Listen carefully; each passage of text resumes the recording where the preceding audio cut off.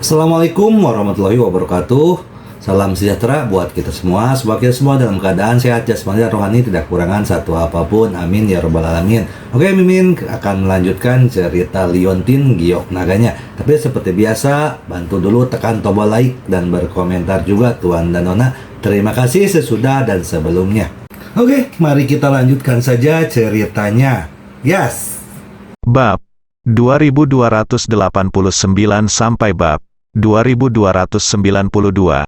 Ketika mereka melihat Ye Chong, mereka melarikan diri seolah-olah mereka melihat hantu. Kurang dari 10 menit kemudian, semua beruang di hutan mengetahui bahwa Ye Chong, Raja Iblis Pembunuh Beruang, telah kembali.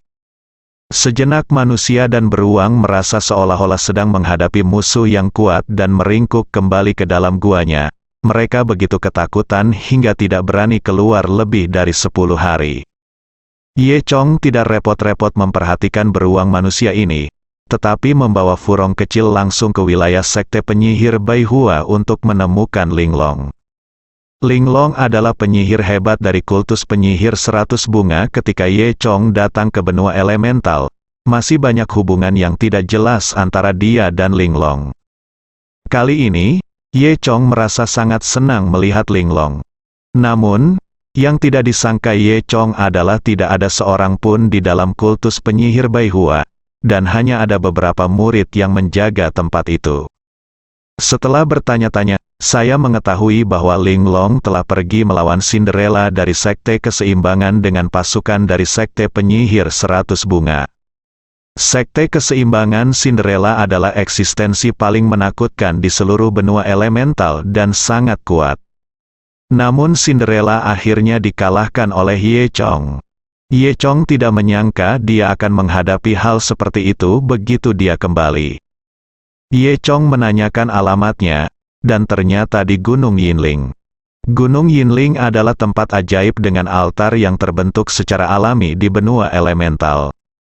Ye Chong menemukan tempat ini dan menggunakan altar ini untuk menyelamatkan Zhao Lubai. Kali ini, dia membawa jiwa Zhao Lubai bersamanya. Jika altar dihancurkan, Zhao Lubai mungkin tidak bisa diselamatkan. Memikirkan hal ini, Ye Chong dan Xiao Furong bergegas ke Gunung Yinling.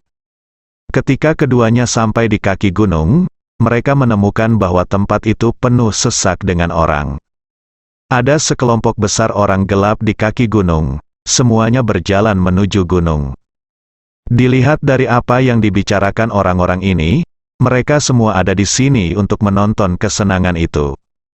Yang lebih mengejutkan Ye Chong adalah dia menemukan bahwa di antara kerumunan ini, tidak hanya ada orang-orang dari benua elemental, tetapi juga banyak orang luar. Awalnya, benua elemental adalah tempat terpencil yang hanya bisa dicapai melalui manik Zi 5 elemen. Tapi sekarang sepertinya jalan tertentu telah dibuka di benua elemental, dan orang-orang dari luar itu semuanya adalah orang-orang dari dunia seni bela diri. Awalnya, Ye Chong merasa aneh karena energi dan kekuatannya belum hilang. Tapi sekarang, melihat begitu banyak orang luar muncul di benua elemental, dia semakin bingung. Orang luar dan penduduk lokal ini sekarang sedang berjalan mendaki gunung. Bertanya-tanya apakah mereka akan melihat pertarungan Linglong dan Cinderella. Jadi, Ye Chong dan Xiao Furong mengikuti. Gunung Yinling ini bukanlah gunung yang tinggi. Jalan pegunungan semakin menyempit, namun juga semakin terjal. Bagi masyarakat awam, jika bisa mencapai lereng gunung dianggap dalam keadaan sehat. Jika ingin mencapai puncak gunung, Anda harus memiliki tingkat kekuatan tertentu, setidaknya seorang pejuang. Oleh karena itu, semakin jauh Anda mendaki gunung, semakin sedikit orang yang ada. Ye Chong dan Xiao Furong berada di tengah kerumunan. Mereka melewati sejumlah orang yang tidak diketahui jumlahnya di sepanjang jalan. Setelah melewati jalan pegunungan yang hampir lurus, hanya tersisa selusin orang di sekitar mereka. Apalagi hampir semuanya adalah jagoan silat asing.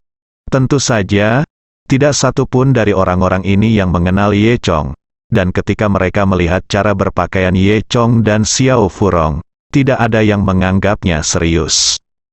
Ye Chong, sebaliknya, tidak peduli. Dia senang melihat dia bisa bersembunyi di antara orang-orang ini dan menyembunyikan identitasnya.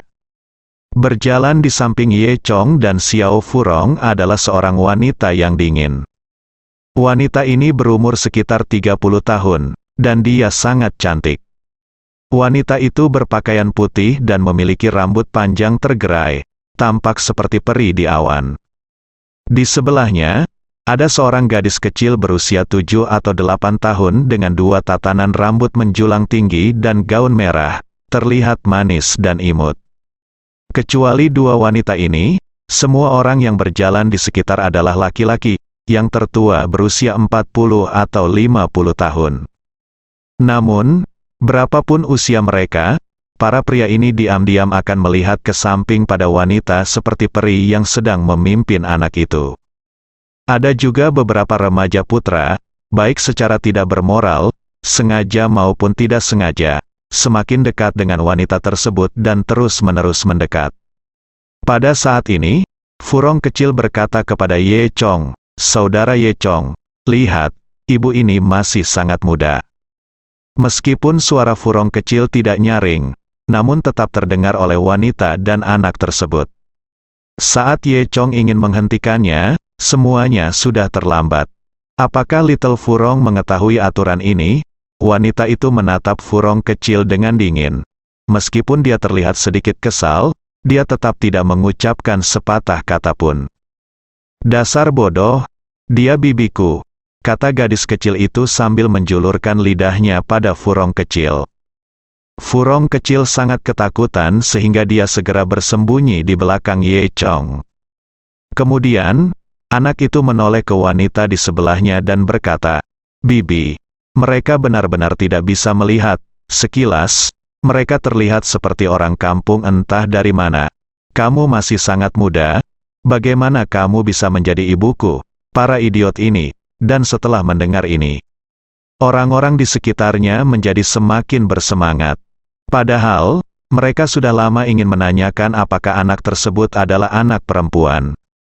Sangat disayangkan wanita cantik seperti itu telah melahirkan seorang anak. Namun kini semua orang tahu bahwa wanita tersebut bukanlah ibu dari gadis kecil tersebut.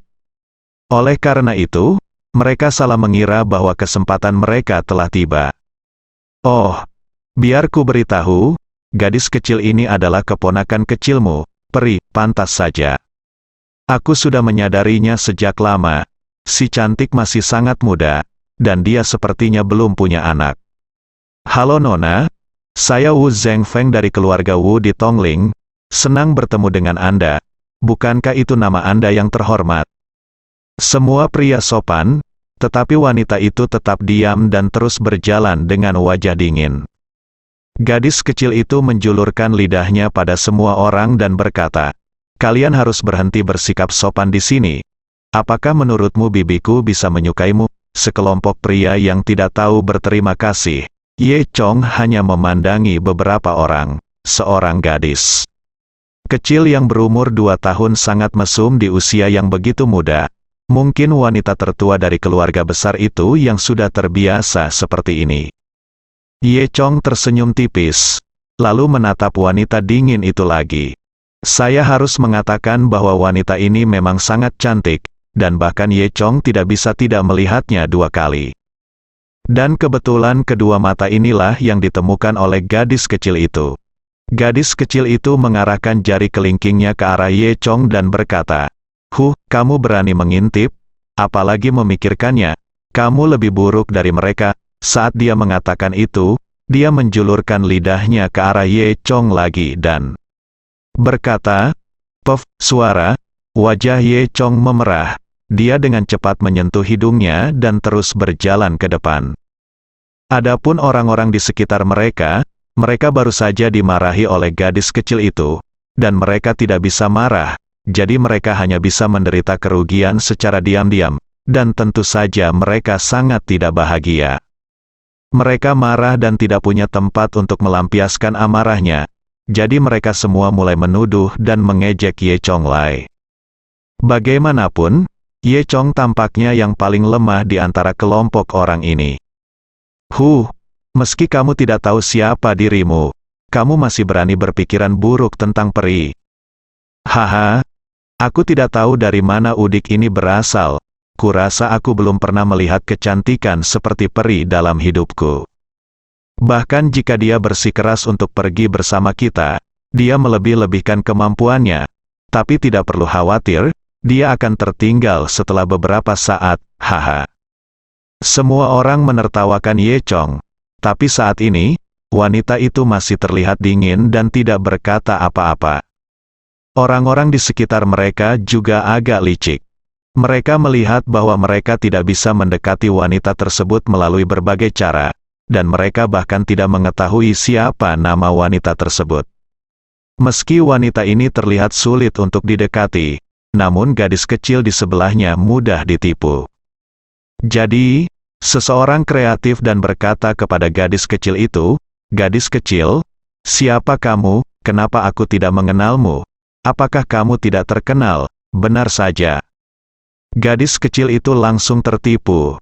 Dia mendengus dan cemberut, dengan ekspresi bangga, berkata, "Kamu bahkan tidak mengenal kami, kamu benar-benar belum pernah melihat dunia. Biar ku beritahu, kami dari keluarga Yu di Gunung Qilin. Namaku Xiao Bao, dan ini bibiku Yu Xinlan." Ketika wanita bernama Yu Xinlan mencoba menghentikan Xiao Bao, semuanya sudah terlambat.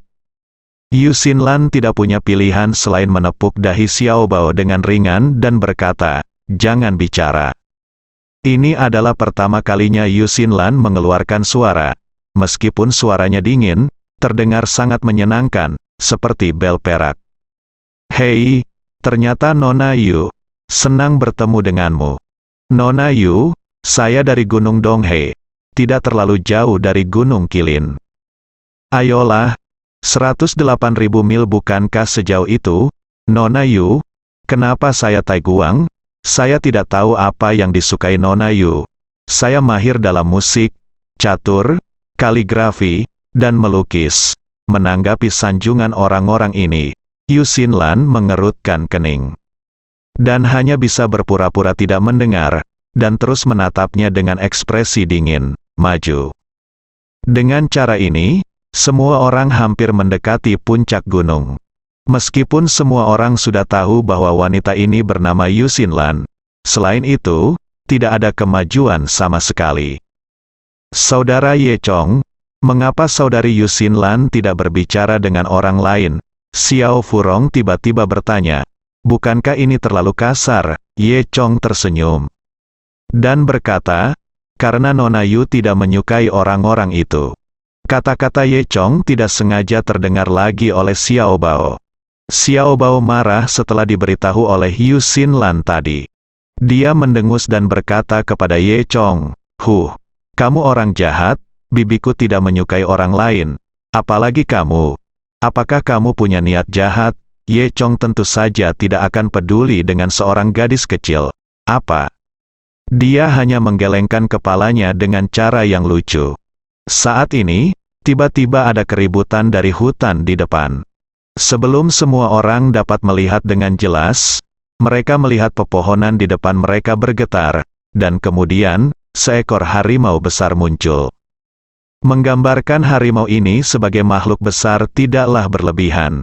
Karena harimau ini terlihat sangat besar, tingginya lebih dari 5 meter dan panjangnya lebih dari 10 meter, dapat digambarkan menutupi langit dan matahari. Kepalanya berjalan mengelilingi hutan, dan ketika berjalan di depan semua orang, ekornya masih tersembunyi di dalam hutan. Ye Chong mengerutkan kening saat melihat harimau itu. Dia mengenali harimau ini sebagai salah satu pejuang binatang yang dibesarkan oleh Cinderella. Binatang raksasa ini ada di sini, yang berarti Cinderina dari Sekte Keseimbangan pasti ada di dekatnya. Harimau ini telah dibiakkan secara khusus dan memiliki kekuatan bertarung yang sebanding dengan Master level 17 dari benua elemental. Ini setara dengan ranah Master setengah langkah di dunia biasa, dan orang biasa bukanlah tandingannya. Namun, orang luar ini jelas tidak menyadari betapa ajaibnya benua elemental itu. Di mata mereka, Satu-satunya hal baik tentang harimau besar ini adalah ukurannya yang besar. Dan betapapun besarnya, ia tidak lebih dari binatang buas. Dengan begitu banyak prajurit Tianji, bagaimana mereka bisa takut pada binatang buas? Di mata semua orang, ini bukanlah harimau, ini adalah kesempatan untuk menyenangkan Yu Xinlan dan batu loncatan ke dalam hati Yu Xinlan. Jangan takut, Nona Yu, aku akan melindungimu. Iya, peri, kamu tidak perlu takut, dengan pedangku, aku bisa membunuh binatang ini dengan satu serangan. Haha, aku bisa membunuhnya dengan tangan kosong. Nona Yu, apakah kamu ingin melihatnya? Sudah waktunya untuk penampilan orang-orang itu lagi. Pada saat ini, Yu Xinlan bahkan tidak menggerakkan kelopak matanya sebagai tanggapan atas perhatian orang-orang ini. Nona Yu, jangan khawatir, lihat saja aku. Saat dia mengatakan itu, salah satu pria, yang memegang pedang panjang dan mengenakan pakaian coklat, adalah orang pertama yang bergegas maju.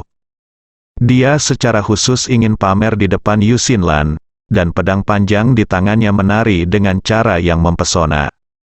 Saat dia mendekati harimau besar itu, operasinya yang menakjubkan namun tidak berguna telah mengorbankan nyawanya. Harimau itu menamparkan pria berpakaian coklat itu ke tanah. Kemudian harimau itu menggigit leher pria berpakaian coklat itu. Pria itu berjuang di tanah 2 kali, seluruh tubuhnya gemetar dan mengeluarkan banyak darah, lalu mati di tempat. Saat ini, semua orang tercengang. Faktanya, kekuatan mereka hampir sama dengan manusia. Saya tidak menyangka harimau ini sekuat itu. Tidak ada lagi yang menyebutkan melindungi Yu Xinlan dan mundur 2 langkah. Pada akhirnya, Yu Xinlan lah yang berdiri di depan. Harimau besar itu menatap Yu Xinlan dengan sepasang mata merah darah, sudah memperlakukannya sebagai makanan lezat. Xiao Bao, yang mengenakan jepit rambut setinggi langit, berkata dengan bangga, kamu pengecut?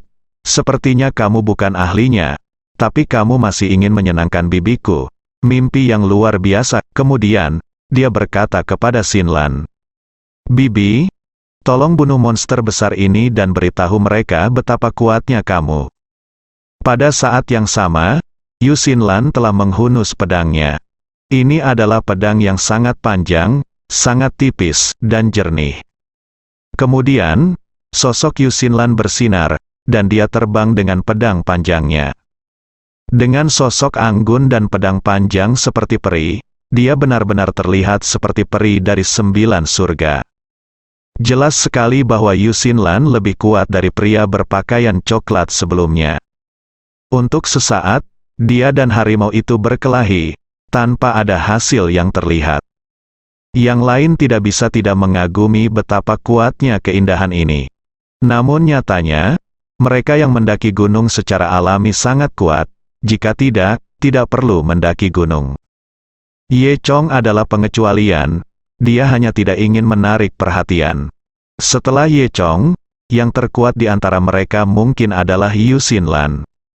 Namun, Ye Chong juga dapat melihat bahwa Yu Xinlan bukanlah tandingan Tiger. Meskipun mereka sekarang imbang atau bahkan memiliki keuntungan, Yu Xinlan akan segera dikalahkan. Yang lain tidak tahu alasannya, tetapi ketika mereka melihat Yu Xinlan sepertinya hendak membunuh harimau itu, orang-orang di sekitar mereka mulai memuji Yu Xinlan lagi atas ilmu pedang dan kekuatannya yang luar biasa. Hanya Ye Chong yang menggelengkan kepalanya secara diam-diam.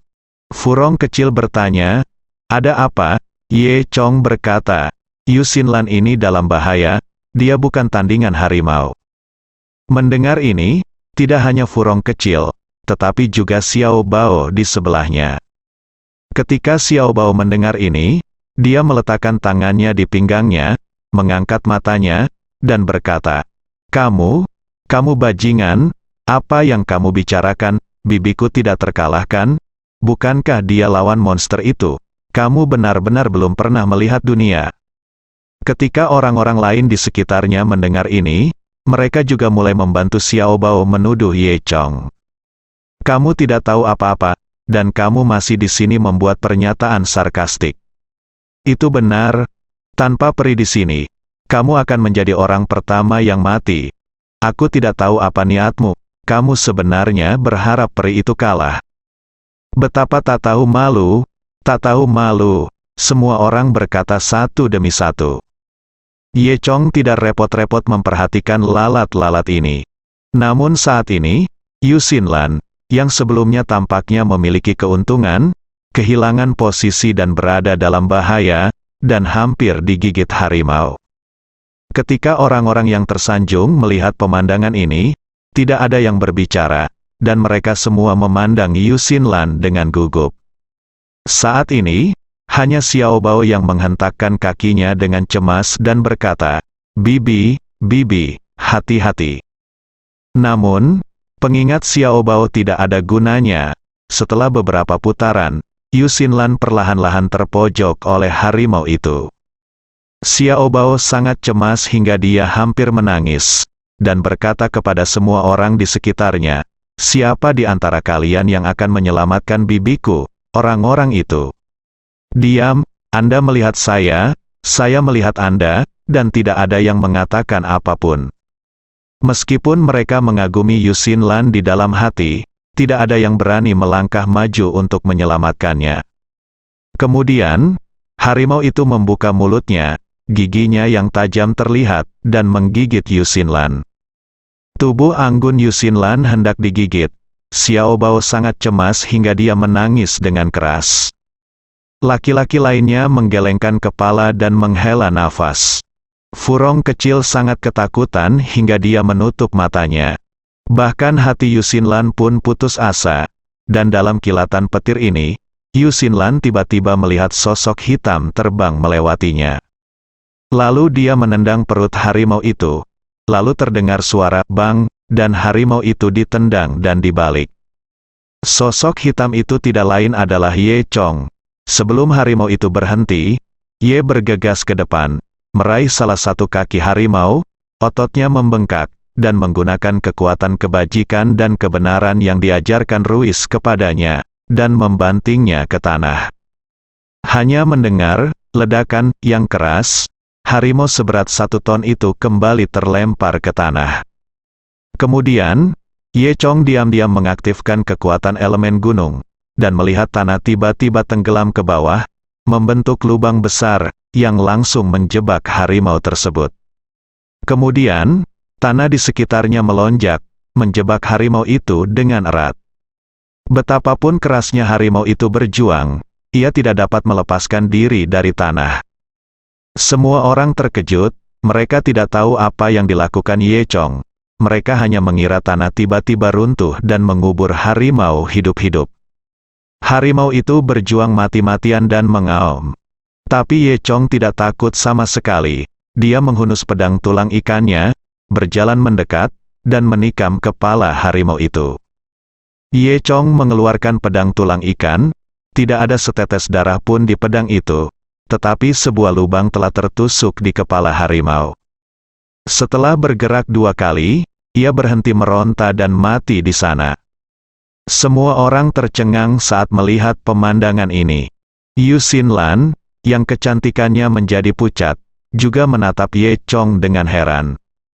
Dia tidak menyangka Ye Chong akan memiliki kekuatan tirani seperti itu.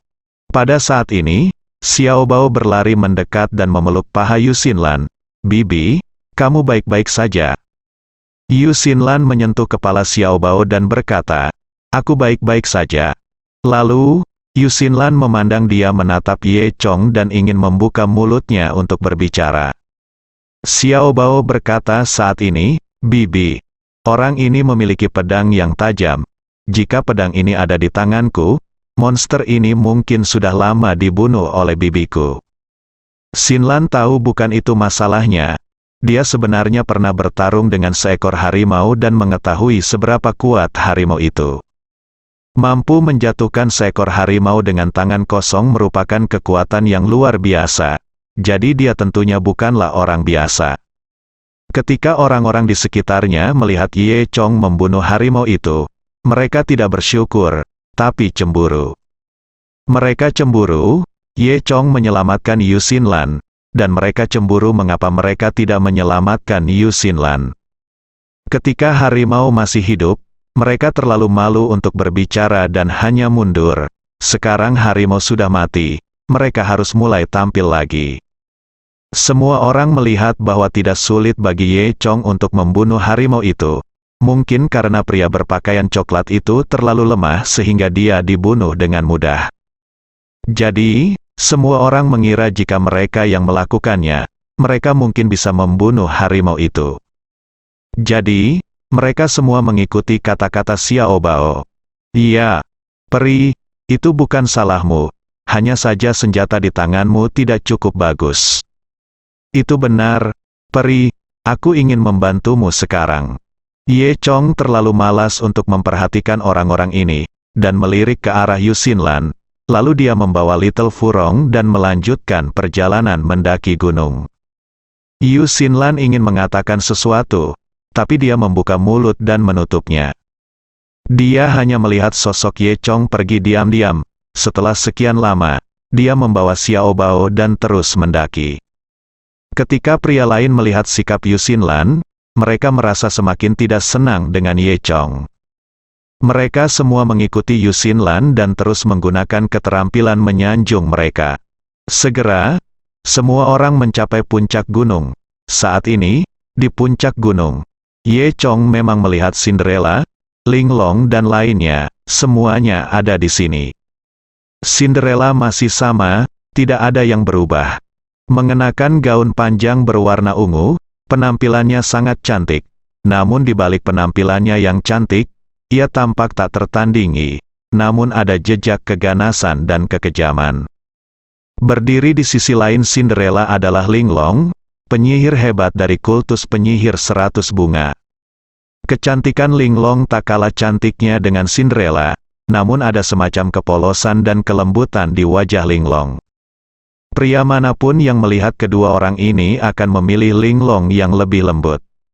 Tentu saja, kecuali mereka yang memiliki kecenderungan masokis khusus. Penampilan Cinderella dan Linglong bahkan lebih bagus dari Yu Xinlan.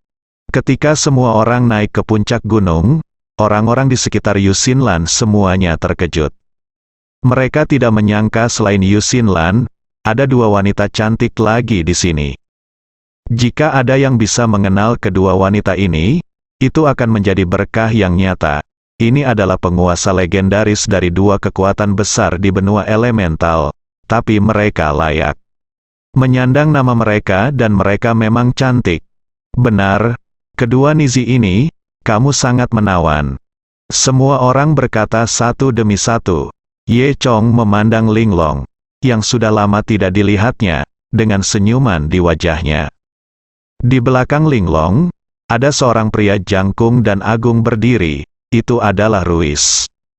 Ruiz menyebut dirinya pengembara Renyi dan kini menjadi asisten Linglong. Awalnya ada dua jenderal di bawah Cinderella, satu bernama Ramos, yang digulingkan oleh Ye Chong. Ada juga orang bernama Lux, sang pembawa cahaya, yang dikirim ke kehampaan oleh Ye Chong menggunakan cincin waktu, dan diperkirakan dia tidak akan pernah kembali. Di belakang kedua orang itu berdiri murid sekte masing-masing, semua orang tampak gugup, seolah-olah hendak memulai perkelahian. Ada banyak penonton di sekitar, termasuk penduduk lokal dari benua elemental dan banyak orang luar. Ketika Ye Chong muncul bersama semua orang, dia tidak menarik perhatian Linglong, Ruiz, dan lainnya. Kali ini Cinderella tersenyum dingin, meski senyumannya indah, namun sedikit menyeramkan. Cinderella berkata, Linglong, aku tidak menyangka kamu benar-benar berani datang. Cinderella, aku tidak akan pernah membiarkanmu menghancurkan altar, kata Linglong. Sejak Ye Chong pergi, pertarungan antara Cinderella dan Linglong tidak pernah berhenti. Sekte keseimbangan Cinderella awalnya adalah sekte paling kuat di seluruh benua elemental. Namun, kemudian Ye Chong pergi dan mengalahkan Cinderella, dan sekte keseimbangan mengalami pukulan besar. Namun, Cinderella memang jenius. Setelah Ye Chong pergi, dia dengan cepat pulih dan sekali lagi menduduki sebagian besar elemental kontinen. Sekarang, hanya Sekte Penyihir 100 Bunga yang masih melawan Sekte Keseimbangan. Cinderella sangat tidak senang dengan hal ini. Dia menyerang kultus penyihir 100 bunga beberapa kali tetapi gagal. Karena ketika Ye Chong pertama kali pergi, ada banyak lingkaran sihir yang tersusun di sekitar Sekte Penyihir Baihua, dan bahkan anggota Sekte Keseimbangan tidak dapat menghancurkannya. Namun kemudian, Cinderella mengetahui dari suatu tempat bahwa ada sebuah altar di Gunung Yinling, yang tampaknya sangat penting. Selama dia menghancurkan altar, Linglong pasti akan keluar. Jadi, dia menyebarkan berita bahwa dia akan menghancurkan altar, dan benar saja, dia memancing Linglong keluar. Cinderella sangat gembira kali ini dia akan membunuh kultus penyihir 100 bunga dalam satu gerakan, dan kemudian dia bisa menyatukan benua elemental. Pemikirannya sangat bagus, tapi dia tidak menyangka Ye Chong sudah muncul di sini. Cinderella tersenyum tipis dan berkata, "Serahkan elemen naga Xiaolin dan serahkan padaku. Mungkin aku bisa mengampuni nyawamu." Lin Yuanlong adalah naga asli yang dia dapatkan secara kebetulan ketika Ye Chong ada. Tapi dia masih muda dan tidak memiliki kemampuan bertarung. Ketika Ye Chong pergi, dia menyerahkannya pada Linglong untuk perlindungan. Cinderella sudah lama mendambakan makhluk ajaib seperti itu. Linglong mendengus dan berkata, "Bahkan jika kamu membunuhku hari ini, aku tidak akan menyerah, dan aku juga dapat memberitahumu bahwa altar ini sangat penting bagi Ye Chong. Jika kamu menghancurkan altar ini, setelah Ye Chong kembali, aku tidak akan pernah membiarkannya kamu pergi." Cinderella tertawa, "Jangan menakuti aku dengan Ye Chong. Sudah kubilang, bahkan jika Ye Chong muncul sekarang, aku bisa membunuhnya." Cinderella dibunuh oleh Ye Chong di awal. Setelah kekalahan, dia belajar dari rasa sakit dan mundur untuk waktu yang lama. Akhirnya menembus batas dan menjadi orang pertama di benua elemental yang melampaui Master Elemen level 18. Oleh karena itu, Cinderella yakin jika dia melawan Ye Chong lagi, dia tidak akan kalah. Tentu saja, yang dia maksud adalah Ye Chong saat itu. Dia membuat kemajuan pesat, tapi dia mengabaikan satu hal, kemajuan Ye Chong lebih cepat daripada kemajuannya. Kemudian, setelah perselisihan, Cinderella dan Linglong mulai bertengkar. Kekuatan elemen keduanya sangat kuat, dan pertarungannya terbalik untuk sementara waktu. Semua orang di sekitar tampak bertepuk tangan. Ye Chong mendengar beberapa orang di sekitarnya berdiskusi dengan tenang. "Aku tidak menyangka kedua gadis cantik ini begitu kuat. Iya, siapa yang berani memprovokasi kekuatan seperti itu? Untungnya, kami tidak mengambil tugas ini." "Tidak, aku khawatir itu hanya satu-satunya dari keluarga Song. Hanya dengan begitu kita dapat memiliki itu benar. Untungnya kami tidak melebih-lebihkan kemampuan kami, tetapi jarang untuk datang dan menyaksikan pertarungan antara dua wanita cantik yang tiada taraf. Haha." Semuanya berkata satu demi satu. Ye Chong tidak bisa menahan perasaan aneh ketika mendengar misi apa yang mereka sebutkan dan keluarga Song. Dan beberapa pria masih belum melupakan Yu Xinlan di sebelah mereka. Lagi pula, Linglong dan Cinderella terlalu jauh bagi mereka. Namun, Yu Xinlan ini nyata, tepat di depan mereka. Dibandingkan kedua wanita ini, peluang mereka mendapatkan Yu Xinlan sebenarnya lebih besar. Haha, jadi bagaimana jika kedua wanita ini kuat? Mereka hanyalah orang barbar dari benua elemental. Bagaimana kita bisa secantik Nona Yu? Benar peri, jangan khawatir, aku akan selalu mendukung kamu, ya, peri, kamu yang paling cantik di mataku. Pada saat ini, Yu Xinlan tidak punya niat untuk peduli dengan sanjungan orang lain, dan hanya diam-diam menyaksikan pertarungan antara dua orang di lapangan. Cinderella dan Linglong sama-sama menggunakan kekuatan elemen. Ketika keduanya bertarung, berbagai gunung, hutan, tanah dan bebatuan, angin, air, guntur dan kilat saling membombardir di bawah kendali mereka. Pemandangan ini, seperti kemarahan alam, mengejutkan orang luar yang belum pernah melihat kekuatan elemen. Jelas sekali bahwa Linglong secara bertahap berada dalam posisi yang tidak menguntungkan. Meskipun Riz di sebelahnya ingin membantu, karena kekuatannya, dia tidak bisa terlibat dalam pertarungan antara Linglong dan Cinderella. Setelah lebih dari 10 ronde, Linglong secara bertahap kalah dari Cinderella. Cinderella ini memang jenius nomor 1 di benua elemental, dan telah sepenuhnya menekan Linglong. Riz menghentakkan kakinya dengan cemas, ingin naik dan membantu, tapi tidak ada yang bisa dia lakukan. Furong kecil melihatnya dengan jelas. Dia bertanya pada Ye Chong, "Saudara Ye Chong, tampaknya Cinderella menjadi lebih kuat lagi. Apakah kamu masih bisa mengalahkannya sekarang?" Sebelum Ye Chong bisa menjawab, orang-orang di sekitarnya mulai berteriak, "Suara mengejek, apa? Kamu bertanya padanya apakah dia bisa mengalahkan wanita itu? Apakah kamu bercanda?" Ye Chong tidak repot-repot memperhatikan orang-orang ini. Dia memandang Cinderella, yang masih menimbulkan masalah, dan berkata kepada Xiao Furong dengan sangat serius, "Jangan khawatir, aku bisa menjaganya." Begitu dia mengatakan ini, semua orang memandang Ye Chong seolah-olah mereka adalah orang yang baik hati, bodoh.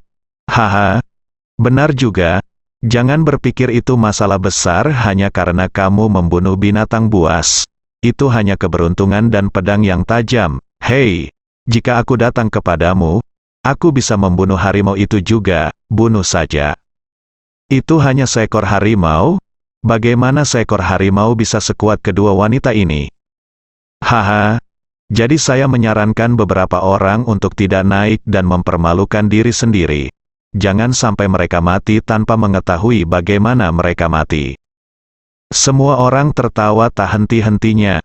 Terlebih lagi, dia berkata kepada Xinlan, "Nona Yu, lihat, bukankah ini bodoh? Saya benar-benar tidak mengerti bagaimana kita bisa pergi dengan orang ini."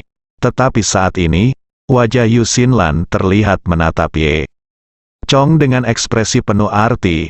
Dia tidak berbicara karena dia tidak tahu apakah yang dikatakan Ye Chong itu benar. Tidak seperti yang lain, Yu Xinlan sangat tenang, dan dia juga tahu bahwa dia pasti tidak lemah jika dia bisa membunuh harimau itu. Saat dia berbicara, Linglong tidak bisa menahannya lagi. Tiba-tiba Linglong secara tidak sengaja terkena meriam udara yang dibentuk oleh elemen angin Cinderella. Tubuh halusnya terguncang, dan dia terlempar ke belakang beberapa meter, seperti kelopak bunga yang akan jatuh. Cinderella tidak menunjukkan belas kasihan, mengangkat kelima jari rampingnya di udara membentuk cakar. Kemudian ada tumpukan tanah di sekitarnya, dan dengan isyarat jari Cinderella, mengembun menjadi 5 paku tanah. Kemudian paku-paku itu melesat ke arah Linglong dengan suara mendesing, seolah-olah hendak menembus tubuh Linglong, bersambung.